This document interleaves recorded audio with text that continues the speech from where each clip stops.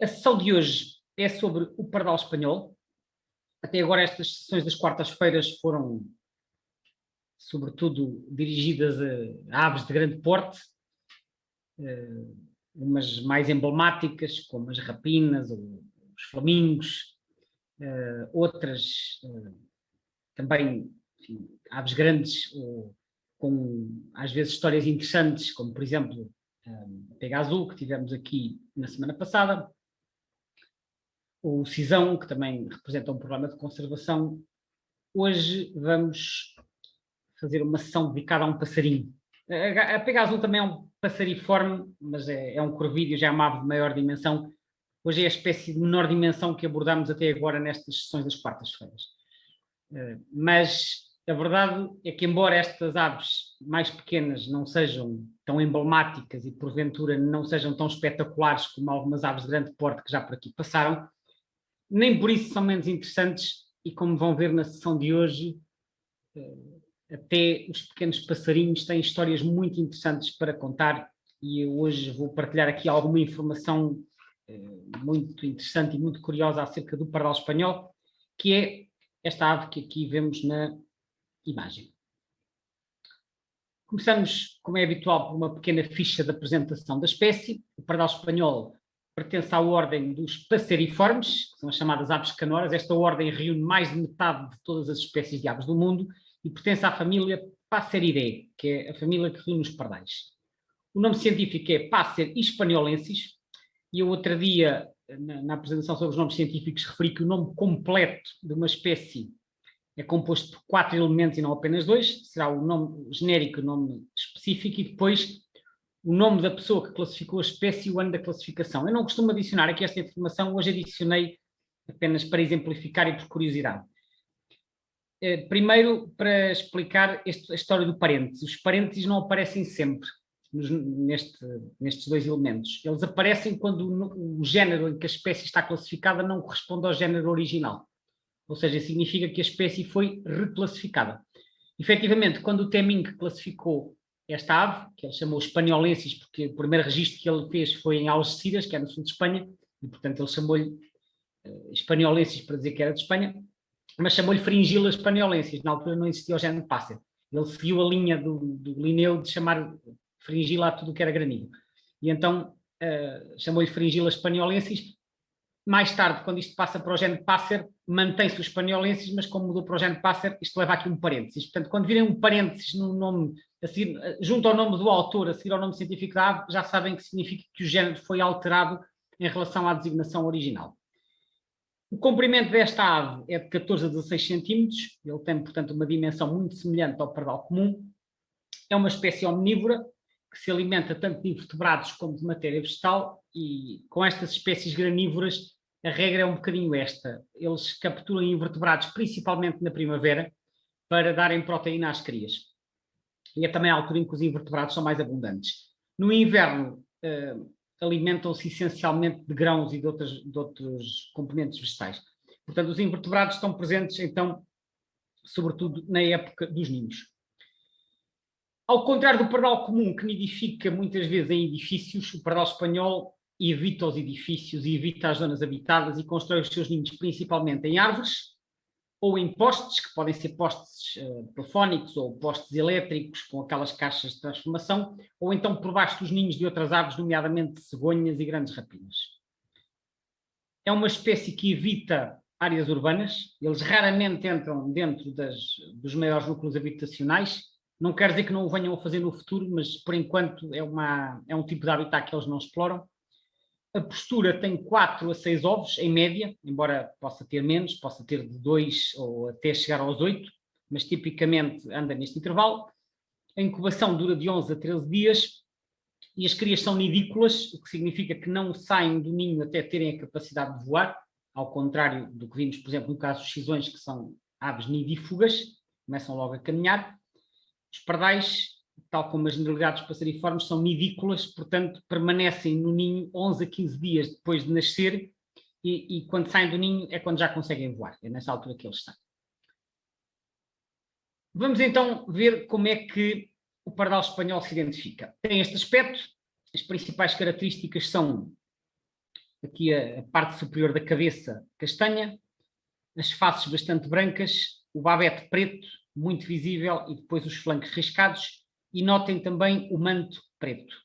São assim as características mais evidentes. Mas isto varia um bocado consoante a época do ano. Esta foto foi tirada em março, isto são fotos retiradas do eBird, e isto corresponde àquilo que se chama normalmente plumagem gasta, porque em plumagem fresca o aspecto é este, e plumagem fresca está aqui em novembro. Esta designação fresca e gasta é um bocadinho contraintuitivo, porque se nós pensarmos, por exemplo, na pintura de uma parede ou na pintura de um objeto qualquer, um artefacto, normalmente quando a tinta está fresca, quando a pintura está fresca, as cores estão muito visíveis, e quando está gasta e descolorada começa a ficar com falhas. E aqui nós usamos a designação inversa, ou seja, a plumagem fresca é a plumagem apagada e a plumagem gasta é a plumagem de cores vivas e contrastantes. O que é que isto significa? Os pardais só fazem muda uma vez por ano. Há outras espécies em que isto acontece, mas nos pardais é um dos grupos em que isto acontece. Eles só fazem muda das penas uma vez por ano, que é no final do verão, normalmente aí por agosto, depois de terminada a nidificação. E quando fazem a muda, eles ficam com este aspecto. Só que a plumagem nupcial já lá está. Reparem que estão aqui os traços pretos e na cabeça também se vê castanho misturado com cinzento. Eles depois não voltam a mudar até à época dos ninhos. Só que com todo o atrito e com o desgaste que as penas sofrem, elas vão perdendo as extremidades através de um processo que se chama abrasão, que é uma forma de desgaste, e com o passar do tempo as extremidades mais pálidas vão se desgastando, e então as cores mais vivas, e neste caso as raias pretas e o castanho da cabeça, que estão ocultos no outono, vão começando a aparecer, e quando chega a primavera eles já estão aqui com as cores mais vivas. Isto varia um bocado de indivíduo para indivíduo, mas o processo é este. Acontece com os pardais comuns também, acontece até com outras espécies de aves. Estou-me a lembrar, por exemplo, do rábio ruivo de testa branca, que nidifica em Portugal. Às vezes no outono aparecem já machos da migração, já com a muda feita, estão com as cores assim mais apagadas, que é a plumagem fresca, mas já lá está o preto da garganta, só que está escondido. E depois na primavera, através do efeito da abrasão, aparecem então as cores mais vivas. É isto que acontece também com o pardal espanhol. Outro exemplo de duas fotografias, aqui este em outubro, portanto mais uma vez com a plumagem fresca, que é sinónimo, como já vimos, de cores apagadas, e aqui à direita um em junho, portanto ainda mais tardio que o exemplo do mês anterior, que era março, e como é mais tardio ainda está mais gasto, e como está mais gasto as cores estão mais vivas. Eu sei que isto é, como eu disse, é contraintuitivo, mas é assim que este processo funciona. Portanto, esta plumagem muito gasta, todas as extremidades claras desapareceram, e então ele está com o castanho da cabeça bem vivo, o dorso, portanto, o manto preto bem marcado, aqui também o peito e as raias dos flancos mesmo até ao vento. É claro que, como eu digo, se procurarmos, por exemplo, no eBird, quando eu fui buscar estas fotos, mesmo em abril às vezes encontram-se machos que não estão assim tão contrastados, e mesmo em outubro ou novembro encontramos alguns que já estão com as cores um bocadinho mais vivas. Isto varia um bocado de indivíduo para indivíduo, mas o processo é semelhante. Comparemos agora com o pardal comum para termos melhor noção das diferenças. Como eu disse, o pardal espanhol tem o barrete castanho, o pardal comum tem aqui o barrete cinzento. Ele só tem castanho aqui na nuca e na parte lateral. Depois notem também, portanto, à esquerda o pássaro domésticos, notem também aqui as faces brancas no pardal espanhol, enquanto que no pardal comum são assim mais um branco sujo acinzentado. Depois o babete, que no pardal comum é preto e assim bem delimitado, enquanto acaba aqui antes de chegar aos ombros, e não tem raias, enquanto que o do pardal espanhol é muito mais largo, vem aqui quase a tocar com este preto dos escapulares e do manto, e depois tem as tais riscas verticais por aqui abaixo. As fêmeas são muito complicadas de identificar. Às vezes há pessoas que aparecem com fotos de fêmeas de pardais a pedir ajuda para identificar. Na maioria dos casos não é possível fazer uma identificação segura. Dizem os livros que algumas fêmeas apresentam assim estas riscas por baixo, portanto, assim, quase como os machos têm, assim uns riscados. Só que isto é muito variável e nem todas as aves têm este padrão, e, portanto, na minha opinião, daquilo que eu já vi de pardais, é muito arriscado querer fazer identificação segura de fêmeas vistas isoladamente. Claro que se for em meio urbano, num telhado, normalmente podemos assumir com bastante grau de certeza que é um pardal comum. Se for no meio do campo, já não é tão seguro. E a menos que estejam misturadas com um bando de machos só de espanhol. Quando eu fazia a anilhagem destes pardais, uma coisa que era referida na bibliografia que eu confirmei é que o bico é um bocadinho, cerca de 1 milímetro mais longo do pardal espanhol. Mas isto é uma característica que não dá para vermos no campo, só se vê quando tiramos as biometrias. De qualquer forma, como podem ver, são muito semelhantes. Aqui vê-se estes riscos, mas eu devo dizer que escolhi uma foto em que este padrão é visível. Encontrei muitas outras fotos em que não se vê qualquer rescado e, portanto, eu não recomendo estar a identificar fêmeas vistas isoladamente com segurança. Esta é uma foto curiosa que eu encontrei no Flickr, tirada na Madeira em junho. Na Madeira só há pardal espanhol, portanto aqui não há confusão com o pardal comum, mas eu fiquei a olhar para isto e fiquei sem perceber muito bem o que é que isto era. Porque a descrição da foto sugeria que fosse um juvenil a mudar para adulto, mas eu não estou muito convencido. Não estou muito convencido por 2 motivos. Primeiro porque ele está com o bico preto. Os machos, não sei se repararam nas fotos anteriores, eles na época da plumagem fresca, que é no outono, têm o bico claro, amarelado. O bico só fica preto na época dos ninhos. Portanto, isto sugere que seja um adulto. E depois, o facto de estar aqui com o preto toda à mostra, se fosse um juvenil a mudar para adulto, esta plumagem não deveria estar tão exposta. E estas cores aqui de cima também são de adulto. Eu pedi opiniões a várias pessoas, quer em Portugal, quer num fórum estrangeiro, não consegui chegar a uma conclusão. Uma hipótese é que fosse um macho do ano anterior que ficou com a muda incompleta, outra hipótese é haver aqui alguma alteração de pigmento, enfim, não há uma resposta clara, mas eu incluí a foto só para mostrar que em qualquer espécie, incluindo no pardal espanhol, podem aparecer casos de indivíduos com plumagens perfeitamente fora de tudo aquilo que é normal, plumagens aberrantes e que nem sempre são fáceis de explicar. E este é um destes casos. Bom, agora passamos para a ficha da conservação, que está retirada do site da BirdLife. O pardal espanhol tem o estatuto de Least Concern, que é, portanto, o estatuto de pouco preocupante. Aqui temos o estatuto Near Threatened, que é quase ameaçado, e depois estas são as 3 categorias de espécies que se encontram globalmente ameaçadas, que é vulnerável, endangered, que é em perigo, e criticamente em perigo. Depois EWE Extinct in the Wild, que é extinto na natureza, só existe em cativeiro. Extinct é para casos em que já não há nem em cativeiro nem na natureza. DD é Data Deficient, que é quando se considera que não há informação suficiente para classificar a espécie. Isto só para rever aqui as categorias. Portanto, o pardal comum está em pouco preocupante, perdão, o pardal espanhol, queria dizer, está na situação pouco preocupante. O estatuto na Europa do livro vermelho das espécies das aves europeias é também pouco preocupante. E em Portugal ele tem 2 estatutos. No continente tem o estatuto pouco preocupante, na Madeira, onde a espécie também ocorre, tem o estatuto de vulnerável. Portanto, já está aqui nesta categoria. Eu voltarei mais à frente à questão da Madeira. Agora, vou falar um pouco sobre a distribuição desta espécie no mundo. Temos aqui este mapa de distribuição, tirado do site Birds of the World. As cores têm o seguinte significado. O vermelho rosado, é as zonas onde ocorre apenas de verão, portanto, zona de nidificação.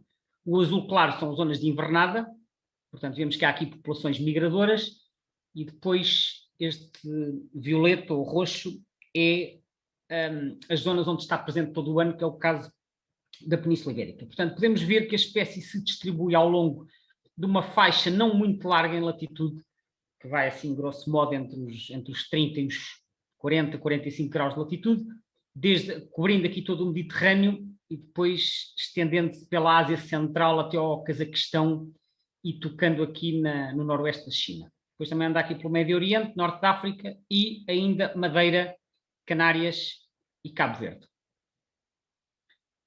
Tem 2 subespécies, a subespécie ocidental, que abrange a maior parte do Mediterrâneo e que é a que ocorre em Portugal, é a subespécie hispaniolensis, que é a subespécie nominal. Depois tem a subespécie transcáspicos, que ocorre mais ou menos aqui mais ou menos de meio, assim, da Anatólia, que é esta zona da Turquia, da Anatólia para leste. Portanto, assim, grosso modo, numa aproximação grosseira, podemos dizer que as populações europeias e africanas são hispaniolensis e as asiáticas são transcáspicos. De qualquer forma, a diferença entre as 2 subespécies é muito ténue, não é uma coisa muito significativa, mas fica aqui esta referência. Ora bem, antes de falar da situação em Portugal, eu vou apresentar a situação em Espanha, que também é relevante para compreendermos aquilo que se passa em Portugal. Este mapa é do 2º Atlas Espanhol de Nidificantes, que foi publicado em 2003. Estas bolinhas correspondem às zonas onde a espécie foi detectada, em quadrículas 10 por 10. sendo que as bolinhas maiores correspondem à nidificação provável ou confirmada. Vemos que ocorre na Península e ocorre também em todas as ilhas do arquipélago das Canárias, não ocorre nas Ilhas Baleares. E eu tracei aqui esta linha para mostrar que há assim uma zona, um limite leste. Esta linha vai mais ou menos aqui desde de Guipúzcoa, de São Sebastião, até Granada, aproximadamente. E o que nós podemos ver é que as populações estão quase todas para o oeste desta linha. Para leste quase não há. É certo que eles têm estado a expandir e eu fui ver ao eBird esta linha ter-se-á deslocado talvez uns 50 km para leste ou assim, ou pouco mais. Portanto, agora talvez eles já apareçam até aqui, mas continua a haver uma zona de ausência aqui na costa do país valenciano e da Catalunha, praticamente não há. Portanto, esta é essencialmente a distribuição, Extremadura e depois em menor grau Castela e Leão, Castela-La Mancha e Andaluzia. Este atlas tem um outro mapa, que é o mapa de abundância. Temos aqui o mapa de abundância com níveis de cor que nos mostram onde é que há maior quantidade de presença da espécie. E podemos ver que a zona de maior abundância está aqui, nestas duas províncias, que são Badajoz e Cáceres, que correspondem à região da Extremadura. Portanto, todos os outros núcleos são núcleos periféricos em termos de abundância. Este é o coração da área de distribuição. E eu pus também aqui um print screen do texto que acompanha o mapa. Não vou ler isto tudo, mas sublinhei alguns aspectos que me parecem relevantes. Portanto, isto é a parte de ameaças e conservação. E o que dizem aqui, isto é do Atlas das Aves Reprodutoras, como eu referi, o que dizem aqui é que na Extremadura, que reparem que é a zona de maior abundância, a espécie se converteu numa praga para algumas culturas. Saliento que este Atlas foi publicado em 2003, portanto, quase há 20 anos, o pardal espanhol já era considerado uma praga. Ora, e diz também aqui uma coisa interessante, a administração regional realiza campanhas de controlo para reduzir a incidência das aves sobre as culturas. Atua-se sobre os grandes dormitórios para eliminar exemplares. No entanto, parece que estas medidas têm pouco êxito, ou seja, há 20 anos já havia programas para controlar o aumento do pardal espanhol nesta região devido ao crescimento exponencial da população. Também se escreve, as possíveis razões para este aumento parecem ser a intensificação da agricultura, a bonança climática, as práticas agrícolas que deixam muito restolho com grão e a sucessão de colheitas de cereais, girassol e milho. Ou seja, eu no webinário sobre o sisão salientei que a intensificação da agricultura tem estado a prejudicar o sisão. O que acontece é que, enquanto há espécies que são prejudicadas pela intensificação da agricultura, há outras que aparentemente tiram partido disso e conseguem beneficiar, e o pardal espanhol parece estar nesta situação. Outro dia, no outro webinário, houve alguém que comentou que agora nos amendoais intensivos que ocupam já certas partes do Alentejo, que os pardais espanhóis já aprenderam a ir lá a comer os rebentos e, portanto, isso obviamente constitui uma fonte de alimento suplementar e isso faz com que haja melhores condições para a espécie crescer em termos populacionais. Portanto, este problema dos alegados danos do pardal espanhol a determinadas culturas já tinha sido identificado no Atlas espanhol há quase 20 anos atrás. Agora falo da situação em Portugal. Em Portugal, até 1990, praticamente não se sabia nada. Esta imagem é do primeiro Atlas Nacional. Até 1990 não se sabia praticamente nada, havia umas referências históricas do Rei Júnior e do Coverley a dizer que tinha havido umas observações em Freixo de Espada à Cinta e algures no Alentejo, mas eram assim coisas muito pontuais. E quando eu comecei a ver aves, eu via nos livros que eles ocorriam aqui perto da nossa fronteira, mas eu não sabia absolutamente nada sobre o pardal espanhol, nunca o tinha visto. E há um amigo meu que eu conheci, por acaso, a ver aves no campo, em 89, que há um dia que ele disse que ia passar o fim de semana à Beira Baixa, e ele gostava de ver aves, e quando ele voltou da Beira Baixa, eu perguntei-lhe o que é que ele tinha visto, vi pardal espanhol. Eu, pardal espanhol? Que giro. Onde é que foi? Ele foi no Ladoeiro, que é uma aldeia ali do concelho de Idanha Nova. Eu depois, 3 meses mais tarde, por acaso fui à Beira Baixa, e quando passei no Ladoeiro, que é uma aldeia, a estrada tem assim um corredor de plátanos que atravessa a aldeia, e aquilo estava carregado de ninhos de pardal espanhol. Foi a primeira vez que vi pardal espanhol, foi no Ladoeiro, e achei giríssimo ver aquela colónia toda no meio da aldeia, mas não era nas casas, era no arvoredo. Entretanto, no final de 1990, sai o Atlas Nacional, que apresenta este mapa, cheio de bolinhas grandes, que são confirmações. Ele tem data de publicação de 89, que é a data oficial, mas ele efetivamente só está disponível no final de 1990. E quando sai o Atlas Nacional, pela primeira vez ele representa a distribuição do pardal espanhol. E então há uma zona central de cria, que também é referida aqui no texto, que é o centro da área de cria, que é a Beira Baixa. A Beira Baixa, estamos a falar essencialmente dos concelhos de Castelo Branco e Danha Nova, e eventualmente Penamacor. É a zona que eles chamam aqui o centro da área de cria. Depois há uns núcleos periféricos na Beira Alta, no Alto Alentejo, nomeadamente aqui na zona de Nisa e Crato, e depois mais para baixo na bacia do Guadiana, mas isto eram tudo núcleos periféricos e a espécie era muito pouco abundante. Portanto, isto para dizer, em 1990, ver pardal espanhol era na Beira Baixa e não se via mais, praticamente em mais sítio nenhum. E há aqui mais uma coisa que eu aprendo, ia-me esquecendo, que é o seguinte: o Atlas Nacional fazia também a caracterização do padrão migratório de cada espécie. E eu achei muita piada esta referência, que diz assim, aparentemente estival. Ou seja, até 1990 não havia observações de inverno de pardal espanhol e, portanto, pensava-se que o pardal espanhol era uma espécie que nos visitava durante o verão. Aliás, viram que na parte mais oriental da Europa há países como a Bulgária, a Turquia, etc., em que eles são efetivamente migradores. E, portanto, presumiu-se que eles eram estivais. Depois, quando eu comecei a fazer o Atlas do Baixo Alentejo com outras pessoas, começámos a observar pardais espanhóis no Alentejo no inverno e depois começaram a aparecer observações também nas zonas úmidas do litoral e percebeu-se que eles passavam cá o inverno ao contrário do que se pensava anteriormente. Portanto, pardal espanhol é uma espécie da qual, mais ou menos, só a partir de 1990 se começa a poder caracterizar a situação. Entretanto, em 2008 sai o segundo Atlas Nacional, que teve os trabalhos de campo entre 99 e 2005, e vejam, para começar, no mapa da esquerda, como a distribuição se alterou radicalmente. Nós tínhamos só um núcleo na Beira Baixa, e depois o núcleo principal, e depois havia assim umas populações periféricas na Beira Alta e no Baixo Alentejo. Agora não. Agora até já vem lá de cima de Bragança, tinha aqui um núcleozito, e depois aqui desde a zona do Douro, perto de Barca d'Alva, Freixo de Espada assim, Moncorvo, e depois vem quase num contínuo, só interrompido aqui na Malcata, vem num contínuo até ao Algarve. Portanto, vejam bem a diferença em 20 anos, a expansão tremenda, e isto não foi falta de prospecção, porque o pardal espanhol é uma espécie fácil de detectar. Houve uma expansão para sul e para oeste. E, portanto, em 2005, que é quando termina os trabalhos de campo deste Atlas, a situação era esta. À direita temos o mapa de frequência, que nos dá a abundância relativa por gradiente de cores, e o que é que nós podemos ver? Em primeiro lugar, podemos ver que continua a ser na Beira Baixa que tem as maiores abundâncias. Portanto, aqui continua a ser o principal núcleo, que aliás confina com a província de Cáceres, que vimos há pouco, que é também uma das zonas principais em Espanha. E depois tem também aqui zonas importantes, quer no interior alentejano, quer até cá em cima na Beira Alta, embora não com tantas abundâncias, com uma abundância não tão grande como na Beira Baixa. Mas dá para perceber que houve uma expansão enorme. Portanto, isto aqui é do segundo Atlas, Atlas das Aves que nidificam em Portugal, que teve trabalhos entre 99 e 2005 e que viria a ser publicado em 2008. Aqui, uma foto de uma colónia, eles nidificam em árvores, neste caso, assim, em eucaliptos à beira da estrada, na região de Castro Verde. Eles fazem colónias enormes e os ninhos são estas bolas de palha que terão talvez assim um palmo de diâmetro.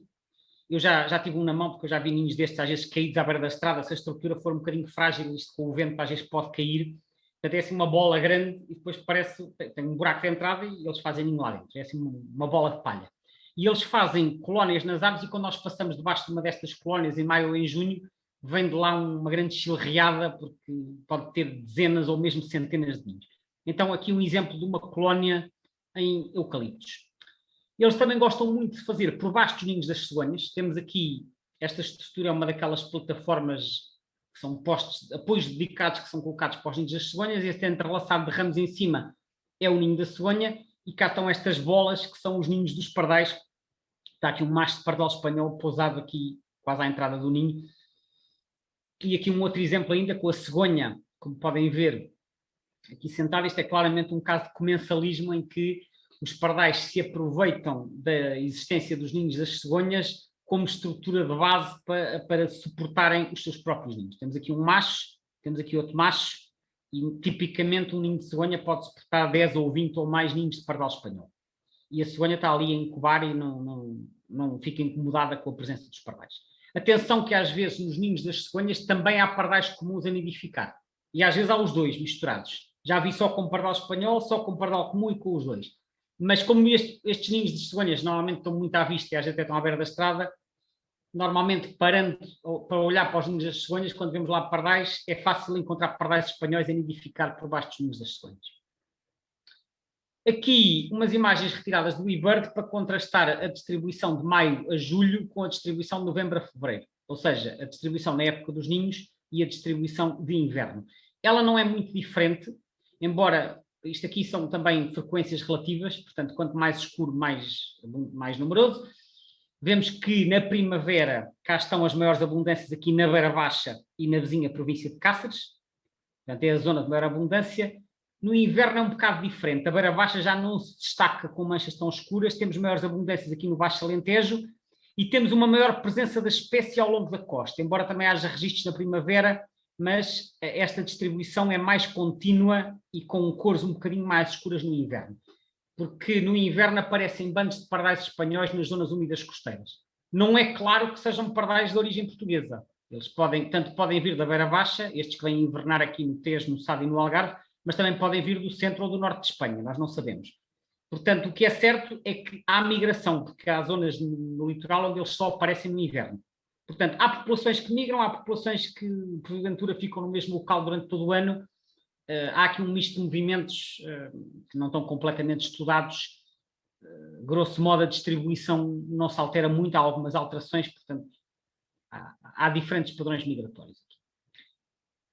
Agora, vou voltar àquela questão que falei há pouco, que é a situação na Madeira. A situação na Madeira tem dado origem a muitas dúvidas e também a algumas informações incorretas. Eu mostro aqui outro mapa de distribuição, este é retirado do site da BirdLife. Voltamos a ver aqui a distribuição na península, em que eles estão como verde, que é Native Resident, ou seja, que estão presentes todo o ano, também no norte da África, e depois aqui a tal zona na Bulgária e na Turquia, em que eles são estivais, só estão a amarelo e que migram aqui para o Médio Oriente. Ora, na Madeira e nas Canárias, a espécie aparece como introduzida. Vamos ver aqui um zoom. Isto é do site da BirdLife, como eu disse, vamos ver aqui um zoom. Ela aparece como introduzida. Só que eu digo creio, não tenho a certeza absoluta, aliás, eu acho que ninguém tem a certeza, mas eu creio que esta informação não está correta. Não está correta por duas razões. Primeiro, porque não há qualquer evidência de que o pardal espanhol tenha sido introduzido na Madeira. Aliás, convém notar que as espécies introduzidas são habitualmente ou as que são mantidas como aves de gaiola, que é o caso, por exemplo, dos psitacídeos ou dos estrilídeos, ou as que são mantidas como aves ornamentais em jardins, que é o caso, por exemplo, de alguns anativos. Ou até às vezes introduzidas com fins cinegéticos. O pardal espanhol não se enquadra em nenhuma destas categorias. Haveria a possibilidade de chegar, como se diz em inglês, ship assisted, que era transportados em navios. Não me parece muito provável, porque o pardal espanhol não, é mais avesso que o pardal comum a andar aqui a frequentar meios humanizados e menos ainda navios, ao contrário do que acontece com o pardal comum, que foi introduzido nos Açores, se calhar chegou lá através de navios. E mesmo nas Canárias, eu até falei com um observador bastante experiente das Canárias, ele também me confirmou que não há qualquer evidência que tenha sido introduzido. Ora bem, a evidência que há aponta noutro sentido. Aponta que os pardais espanhóis chegaram à Madeira em 1935. E chegaram à Madeira, porque antes dessa data não havia qualquer observação. E quem assistiu à minha apresentação sobre os nomes científicos poderá estar recordado que eu falei do Padre Schmitz, que foi uma figura que viveu na Madeira durante mais de 20 anos e fez imensas observações ornitológicas, isto no final do século XIX e início do século XX, e ele não faz qualquer referência ao pardal espanhol. As primeiras referências aparecem em 1935, depois de 9 dias intensos de vento de leste. E eles são frequentes em Marrocos. Ora, sabe-se, até nas Canárias, quando há muitos ventos de leste, aparecem nas Canárias e na Madeira aves que não ocorrem habitualmente na região. Pois o que aconteceu em 1935 é que chegaram muitos pardais espanhóis à Madeira, e eles ocuparam, inclusivamente, o Funchal e outras localidades da região, até, de certa maneira, correram com os pardais franceses, que é o pardal nativo da Madeira, e começaram a nidificar nas localidades. E isto está referido neste livro, que é o Birds of the Atlantic Island, escrito por Bannerman e Bannerman. Isto são 4 volumes, um para os Açores, um para a Madeira, um para as Canárias e um para Cabo Verde. Eu tenho o volume da Madeira e ele descreve exatamente a situação na Madeira. Eu destaquei aqui, vou só resumidamente mencionar que houve uma exposição um encontro, aliás, em 1940, no Reino Unido, em Yorkshire, e que um senhor Booth mostrou lá 3 exemplares embalsamados de pardal espanhol que tinham sido obtidos na Madeira, e esse senhor afirmou que até maio de 1935 esta ave era totalmente desconhecida na Madeira e que nesse mês, depois de 9 dias de ventos de leste bastante forte, que eles de repente apareceram por toda a ilha e que começaram a nidificar e que a partir daí aumentaram de tal forma que se tornaram a ave terrestre mais comum residente na ilha. Eu não sei, enfim, se esta quantificação é muito precisa, até porque de então para cá eles diminuíram um bocado e hoje em dia estão confinados ao Porto Santo e à extremidade oriental da ilha, mas eu mencionei isto aqui para dizer que estas referências históricas às vezes são muito relevantes para nos ajudar a compreender como é que evoluíram as populações de aves. E eu acho que é bom que esta informação não se perca, porque quando deixamos esta informação perder-se, depois corre-se o risco de se começar a propagar informação incorreta, como por exemplo a dizer que os pardais espanhóis foram introduzidos na Madeira, que eu, como disse, não tenho qualquer informação sólida que permita sustentar essa versão. Aliás, até mandei um e-mail para a BirdLife a questionar qual é a fonte da informação que diz que eles são introduzidos na Madeira. Até agora ainda não tive resposta, mas é algo que eu acho que devia ser esclarecido. Bom, agora, já falei da distribuição, já falei da identificação, falta falar aqui de um aspecto muito relevante que é a hibridação. O pardal espanhol coexiste com o pardal comum no nosso país, normalmente eles não hibridam, portanto, diz-se que vivem em simpatria. Simpatria é um termo que se aplica para dizer quando 2 espécies coexistem na mesma região, mas não hibridam. Podem se misturar, até podem, já vi ninhos de cegonha, como disse, com ninhos de um e do outro, normalmente não hibridam, mas ocasionalmente hibridam. E quando hibridam, podem ficar com aspectos estranhos. Este foi nas Canárias, onde normalmente só há pardal espanhol, mas acho que há uma pequeníssima população, salvo erro, na Grande Canária, de pardal doméstico, e então esta é uma foto de um híbrido, e aqui o que nós vemos é a coroa cinzenta, típica do pardal comum, mas este babete já aqui com umas raias cinzentas sugestivas do pardal espanhol, mas por outro lado não é um babete de pardal espanhol, tem só assim umas sombras de raias, até porque os híbridos aparecem com padrões muito variados. Aqui um outro exemplo, este da Extremadura espanhola, Cáceres, com um babete de pardal comum, muito bem delimitado, praticamente sem estrias, mas a coroa completamente castanha. E esta lista supraciliar branca praticamente até ao bico, que também é mais característica do pardal espanhol. O pardal comum normalmente não tem, ou quando tem é muito apagado. O pardal comum costuma ter o branco atrás do olho, às vezes um bocadinho à frente, mas esta lista muito comprida é típica do espanhol. Então, uma coroa cinzenta, uma coroa castanha, e o babete, portanto, sem estrias, o babete mais pequeno, típico do pardal comum. Aqui um outro exemplo ainda da Argélia. Na Argélia ainda temos uma situação mais complicada, que eu vou falar mais adiante. Temos aqui um exemplo de um híbrido em que a coroa aqui é uma mescla de castanho e de cinzento, isto parece assim uma grande mistura, e também tem aqui umas estrias, enfim, isto é em dezembro, portanto ele pode estar ainda com a plumagem algo fresca, umas estrias que sugerem pardal espanhol, mas muito cinzento misturado na cabeça. Quando é só plumagem gasta, este tom da coroa no pardal espanhol está uniforme. Isto é mais um exemplo de um híbrido. Ainda outro exemplo da Argélia, um que tem um bocadinho de cinzento na coroa, mas a coroa sobretudo castanha, e depois mais uma vez o babete de pardal comum com algumas estrias mal definidas. Isto são alguns exemplos, há muitos outros que se podia arranjar, alguns que eu arranjei no eBird. E por fim ainda 2 fotos. Há uns anos eu estive a anilhar pardal espanhol ao pé de um ninho de cegonha na zona de Mértola, distrito de Beja, e também capturei 2 bichos. Isto são fotos na mão, que eu na altura achei logo com um aspecto muito estranho. Eu apanhei muitos pardais espanhóis, alguns pardais comuns, e depois apanhei estes. Este da esquerda, e isto foi em maio, portanto, plumagem gasta, ou seja, com as cores bem vivas. Reparem, este aqui é espanhol, tem muitos flancos riscados, mas notem aqui a coroa só na parte central com muito cinzento misturado. Portanto, dir-se-ia que este é, enfim, numa aproximação 75% espanhol, 25% doméstico. É o que isto parece. Este aqui é um bocado ao contrário. Este tem sobretudo genes de doméstico, com a coroa cinzenta, mas cá está a tal lista branca muito visível, e depois há aqui umas riscas pretas a aparecer. Não são muito longas, mas estão. Enquanto que o babete do pardal comum normalmente é assim uma linha mais à direita. Portanto, dois exemplos, um com mais género de espanhol, um com mais género de doméstico, que eu apanhei numa sessão de anilhagem. Mas devo salientar que em Portugal, tanto em Portugal como em Espanha, a hibridação é um fenómeno relativamente raro. Portanto, eles normalmente não se misturam, sabem distinguir-se entre si, por assim dizer. Ocasionalmente acontecem estas situações, como acontece com os patos ou com as gaivotas, que há dois indivíduos de espécies diferentes que se cruzam, mas são a exceção, não são a regra, e tirando esta sessão de anilhagem, eu só vi híbridos entre as duas espécies em mais 2, máximo 3 ocasiões. Agora vamos complicar isto um bocadinho, porque eu agora tenho que falar da situação em Itália. A situação em Itália é esta. Quando nós olhamos para o mapa do pardal comum, isto foi tirado do Ibert, mas uma das primeiras coisas que eu aprendi nos meus guias de campo, quando comecei a ler sobre os pardais, é que os pardais em Itália são diferentes. Em Itália não há o pardal comum como nós o conhecemos. E quando nós vamos ao Ibert e escolhemos o mapa do pardal comum para aquela região, nós vemos que há um buraco enorme em Itália. Não há Itália, não há na Córcega e não há na Sardenha.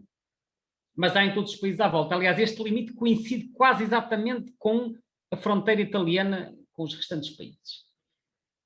Ora, em Itália, nós temos aquilo que se chama o pardal italiano. O pardal italiano tem este aspecto, tem a coroa castanha. Reparem que aqui não há cá cinzentos misturados. É assim um castanho perfeito, como o pardal espanhol, mas não tem o manto preto. Tem o manto castanho como o pardal comum e tem o babete preto do pardal comum. A diferença é a coroa castanha. Isto é o pardal italiano. E é isto que se pode encontrar no território italiano em vez do pardal comum, e eles frequentam as zonas urbanas, frequentam exatamente a mesma zona do pardal comum. E das ocasiões em que eu estive em Itália, pude vê-los, são perfeitamente abundantes nas cidades, estão lá em vez do pardal comum. Portanto, coroa castanha, como eu disse, e o babete, cá está, assim com este semicírculo muito bem delimitado e sem quaisquer vestígios, notem, sem quaisquer vestígios de estrias pretas. E mais uma vez, só tem a pintinha branca atrás do olho, mas à frente não tem a tal risca branca característica do espanhol. Portanto, este pardal, de facto, parece um pardal comum, a diferença é a coroa castanha. E isto, quando foi originalmente classificado, foi chamado como subespécie Passer domesticus Italia. Mas, entretanto, a situação é um bocadinho mais complicada. Vou ao Iberd e obtenho este mapa. Isto é o Passer Italia, que agora já está classificado como espécie. Isto já foi havendo análises genéticas. Então, a distribuição disto coincide com os limites de Itália.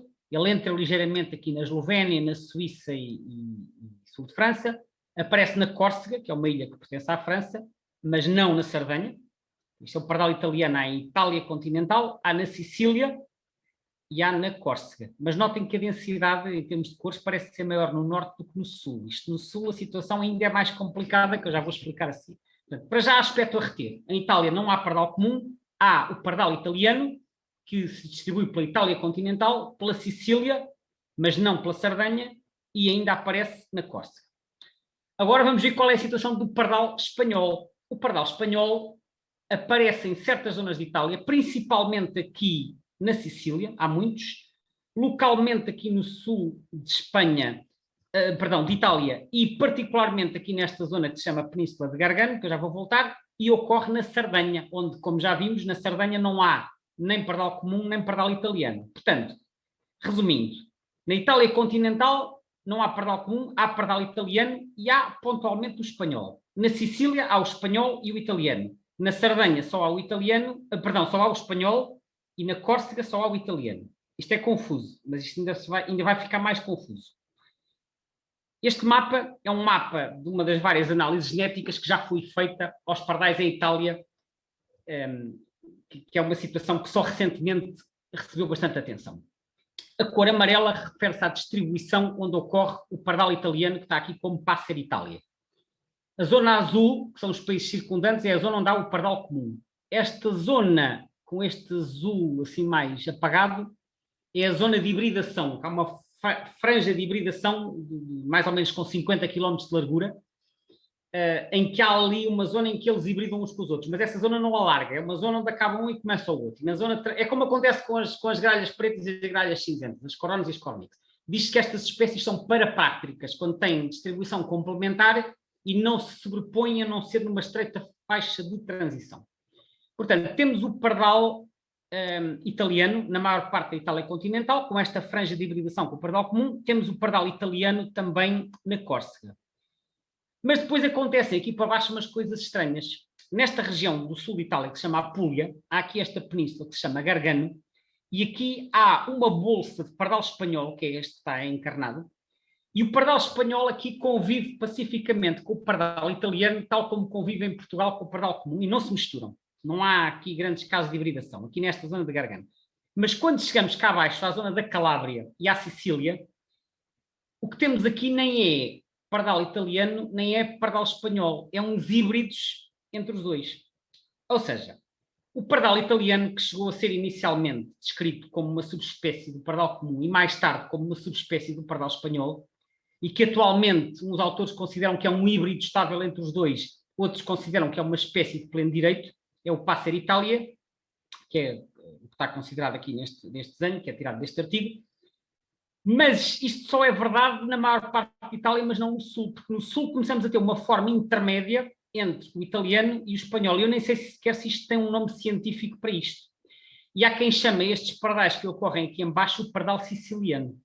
Este problema não acontece na Córcega, porque na Córcega só há o italiano, nem acontece na Sardenha, porque na Sardenha só há o espanhol. Acontece na Calábria e na Sicília. Porquê é que eles se misturam aqui e não se misturam aqui na Península de Gargano? É algo que ainda não está muito bem esclarecido. Então vamos ver uma imagem do pardal siciliano. Eu, se visse isto em Portugal, eu provavelmente dizia que era um híbrido entre o pardal comum e o pardal espanhol, porque ele tem o babete pequeno, tem só assim umas riscazinhas e uma coroa que não se percebe bem se é cinzenta ou se é castanho.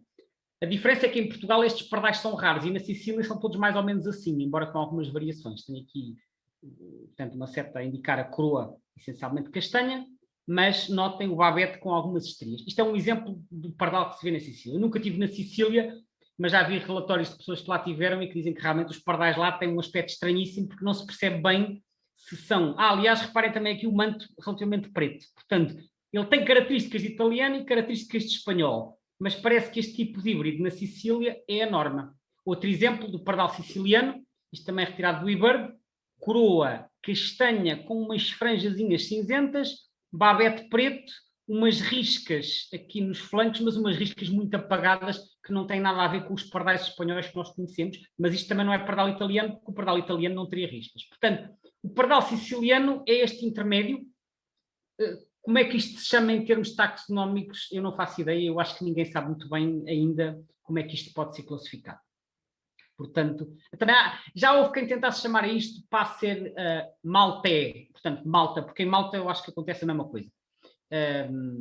Mas não me lembro se Malta seria como espécie ou como subespécie. Portanto, tem havido assim alguns investigadores a tentar perceber melhor esta situação dos pardais, é uma coisa que não está muito esclarecida. Portanto, mais uma vez aqui a coroa castanha com umas franjazinhas cinzentas e estes riscos, mas uns riscos muito ténues nos flancos. Encontrei este mapa muito engraçado na Wikipédia que nos mostra a distribuição conjunta, então, desta salganhada toda de pardais espanhóis, italianos, comuns e híbridos. E então, resumidamente, a zona que está a cor-de-rosa é a zona onde há pardal italiano puro. A zona que está a azul é a tal franja, ou a tal, enfim, zona de transição com 50 km de largura entre o pardal italiano e o pardal comum, que ocorre depois por toda a Europa, exceto em Itália. A zona verde é onde há só pardal espanhol e pardal comum, mas eles normalmente não hibridam. Portanto, aqui há na Península Ibérica, na Sardenha e depois Grécia, Bulgária, etc. E depois cá está a Apulia, mas sobretudo, os limites não são muito claros, mas é sobretudo então partes da Apulia, Basilicata, Calábria e Sicília, é a zona onde temos, que eles chamam aqui Passer Itália vezes Passer Hispaniolensis. Portanto, é um híbrido entre o Itália, que já supostamente é um híbrido entre o comum e o espanhol, portanto é um híbrido entre o híbrido, que é o Itália, e o espanhol. Portanto, é o tal pardal siciliano. Depois a verde, então, temos o verde claro, o Passer Hispaniolensis, e depois aqui da Anatólia para lá o tal Transcáspicos. Mas depois ainda há outra complicação pelo meio, que é a situação na Argélia. Na Argélia e em partes da Tunísia e da Líbia. É que eu referi que na maior parte da sua área de distribuição, e isto é verdade em Marrocos, é verdade na Península Ibérica, é verdade na Grécia, o pardal espanhol e o pardal comum coexistem pacificamente e não hibridam. Mas nesta região, eles vivem felizes e contentes e há híbridos por todo lado. embora os pardais comuns nidifiquem nas localidades e os pardais espanhóis nidifiquem no arvoredo fora das localidades, mas há híbridos dos mais variadas formas e feitios, como aqueles 2 exemplos que eu mostrei há bocado.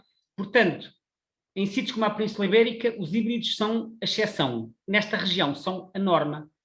E ainda nos levanta outra questão. Porquê que o pardal espanhol e o pardal comum nesta região hibridam uns com os outros livremente e no resto da área de distribuição não hibridam? São questões para as quais ainda não existem respostas, mas, como podem ver, o pardal espanhol tem aqui uma data de aspectos no que toca à relação com os seus congêneres que são muito mais complexas do que poderíamos pensar. Este mapa foi retirado da Wikipédia e eu achei interessante então para partilhar aqui. Bom, estamos mesmo a terminar, vou fazer aqui só o slide de resumo desta apresentação. O pardal espanhol, como vimos, faz uma muda por ano, que é no final do verão, e que depois a plumagem nupcial, que são estas cores mais vivas que aparecem na primavera, é adquirida por abrasão das penas, tem a plumagem fresca no outono e fica gasta na primavera, e é nessa altura que as cores se tornam mais vivas. Distribui-se essencialmente pelo Mediterrâneo e por partes da Ásia, até ao noroeste da China, também ocorre na Madeira e nas Canárias. Em Espanha está em expansão desde há várias décadas e já foi considerado praga, nomeadamente na Extremadura. Em Portugal registrou-se uma grande expansão desde 1990, que é quando foi publicado o primeiro Atlas, e nos 20, 30 anos subsequentes expandiu-se imenso para sul e para oeste. Nas zonas costeiras, nomeadamente nas zonas úmidas, aparece unicamente como invernante.